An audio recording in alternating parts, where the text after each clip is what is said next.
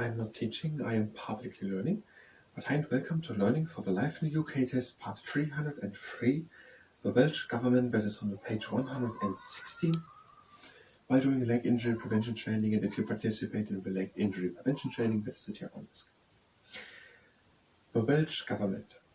The Welsh government and the Senate, these are two different ones, are based in Cardiff, the capital city of Wales.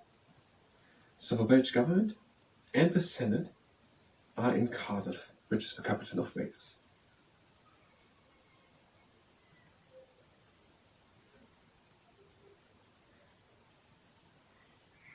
There are 60 members of the Senate, SMs, and elections are held every 4 years using a form of proportional representation.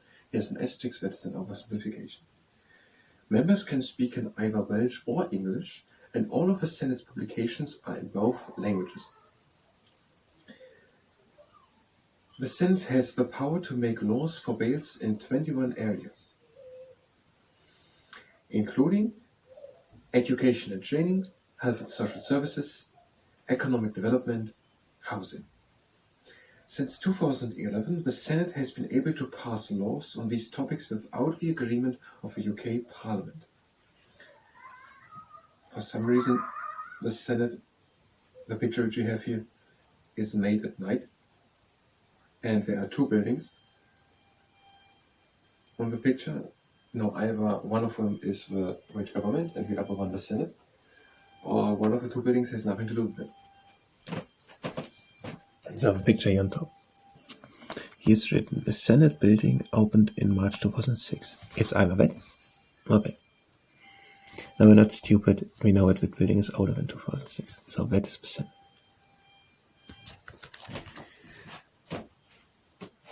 And we're basically seeing nothing of the building. And there's a third building behind. Now the Senate is now the Welsh government, the seat of the Welsh government. The Senate is another name for the Welsh government, Wyvern and. Let's take what we have. There is the Welsh government, there is the Senate, and they are in Cardiff, which is the capital of Wales. And there are 60 members called the SMs, and they are voted every 4 years as a proportional representation of something. And they can speak in Welsh or in English, and everything which is handed out there is in both languages, in Welsh and in English. And the Senate has a few powers, and we're using the same expression as before. The Senate has the power to make laws for Wales in 21 areas. Why should there be a list of 21 things in which you can decide? Why should someone go and make a list? You can decide in these 21 things. 20 different things. They can't be that clear separated to say 21 and not, that's also a bit here, a bit there. I was exactly 21, and this is 21, and every subject which comes up, there's never a disagreement about, I think that is one of the subjects which is not listed in the 21. There's never happening that. So if it's about building a new school, but it's never the question if it is part of infrastructure or part of building architecture or if it's part of education. It's never the question coming up. Now imagine education is part of the Senate, their authority, but building new buildings, that's part of infrastructure or of architecture, and that is made by Britain. That question comes never up. What I mean is these informations here are not helpful to understand the world. And everyone who actually tries to understand them, I'm getting more and more without that there are not many people who are actually trying to understand the stuff here. I don't know how to start this sentence.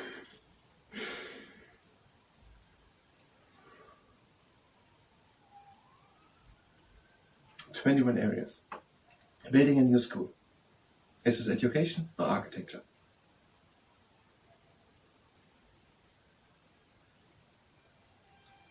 What can we do? We could say it's the Senate.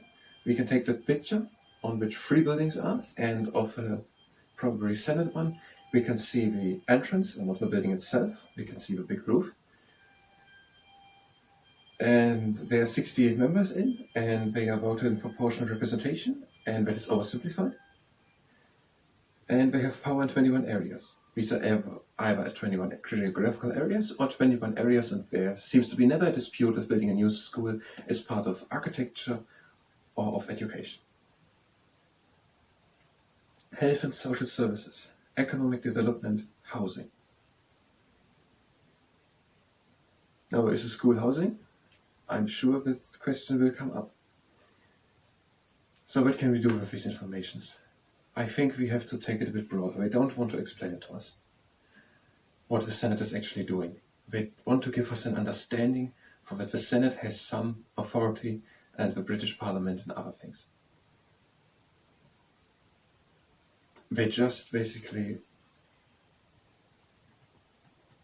are drawn into starting to explain details, which are not explained what these details mean. What we should understand is that there is the Senate with 60 members which are voted every 4 years, that they speak in Welsh and English. They have a right to do it, and that everything is handed out in Welsh and English. And they don't have a right to decide about foreign affairs or taxation or military, but something about education, housing, health, or economic development. That is what we want us to understand.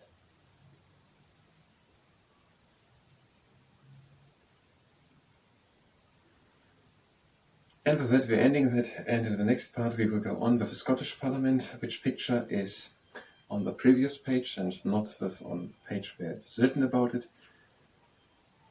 And it would make more sense to have that at the end. But if you're here for the Scottish Parliament, you can go directly to the next part where we will talk about the Scottish Parliament. If you're here for the leg injury prevention training, then you can participate now at your own risk in the leg injury prevention training. We're having the legs standing wide apart, we're breathing in, go down,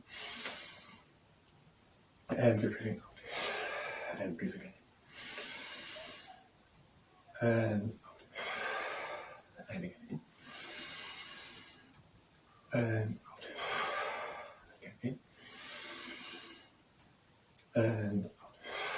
and out and in, and out. We're breathing in, closing the legs, and out the arms down. Now we have a good standing leg, and the other leg is in the air, and we're swinging the other leg through the air, front and to the side, front to the side. The foot is flexed, and the toes are pointing more or less forward out.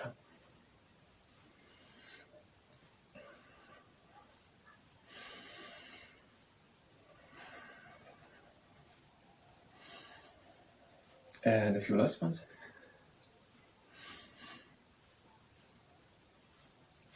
And now with the other leg.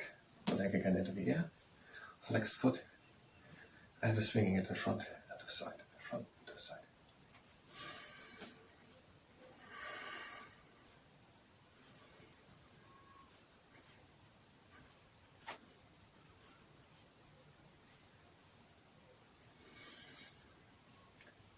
We're done with this exercise. There would be certainly some space to list all 21 areas. And we're having the other leg in the air, and we're bringing it in front and back, front and back. I would even annotate as it was done with the inventors, but they don't have to remember them all, like we have with all the birth and death years.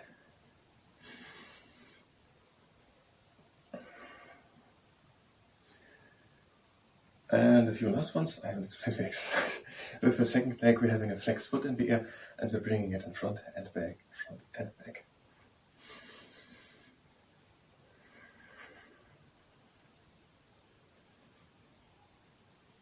A few more. And the next exercise, we're having a good standing leg. We're bringing the other leg into the air. Right angle with the leg, flexed foot, even line hips, so don't be too high on one side, even line hips, taller with the back. Breathe in, and out the leg to the outside. Breathe again in, and out the leg back into the middle, and control down.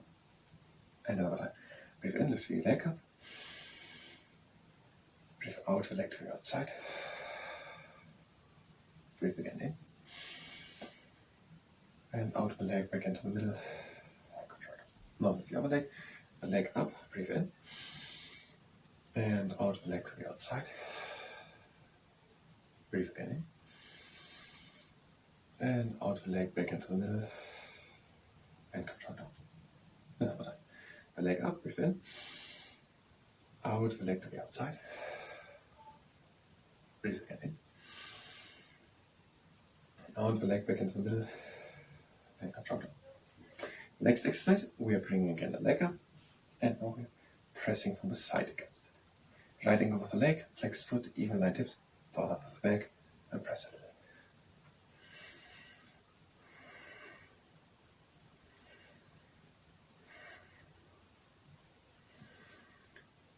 And now we feel our leg. The leg up, right angle of the right angle of the leg, flexed foot, even line tips, down up of the back, and press it.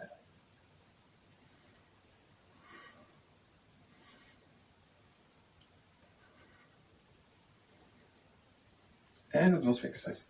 Last exercise, we're bringing the leg up into a right angle, the flexed foot having even line tips, we're tall up the back, and the knee presses up and to the side, up and to the side.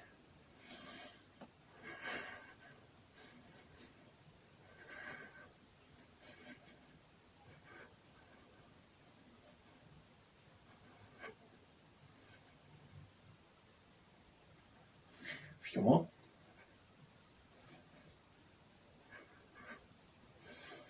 And now we're changing the leg, the other leg up, right angle of the leg, flexed foot, even line tips, top of the back, and the knee presses up and to the side, up to the side.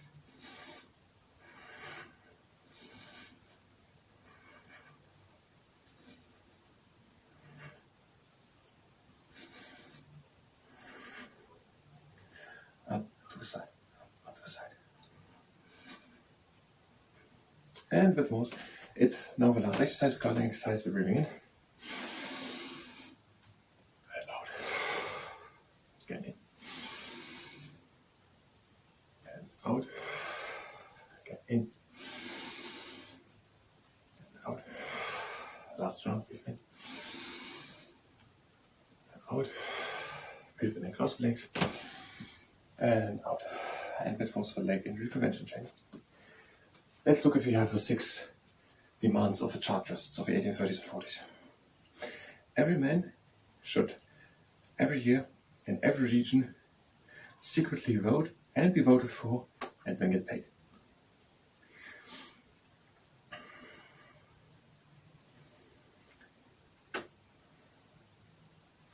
Let's make the landmarks. Do we count them? So the Big Ben in London, Big Ben the clock, the bell, the clock, or the tower of the Elizabeth Tower, at the River Thames beside the Houses of Parliament. Then the Project Eden in Cornwall, different environment inside of them, and they're growing different plants. And it is a charity project doing environmental and social projects. And I don't know what the third one was, but I think let's say it was Loch Lomond and Trossachs National Park, that is in West Scotland. And Loch Lomond is the largest expanse of freshwater in mainland Britain. I think it was for Loch Lomond, and I think that's it. Then we're having, I don't know, the Tower of London, built after the Norman Conquest, 1466 by William the Conqueror. There are the Years one, and also called Beef Eaters, and they are touring tourists. And then there is Snowdonia, there's the Mount Snowdon, that is in the northwest, was more in the north of Wales. And then we had the London Eye, that is a Ferris wheel, I always think it's called a Ferris wheel. It is in London for 2000 for the millennium, and then still used today for the Sylvester or the New Year celebration. And there was the Giant's Causeway, these are these 50 million year old volcano things. And it was in, I think, east coast of Northern Ireland. And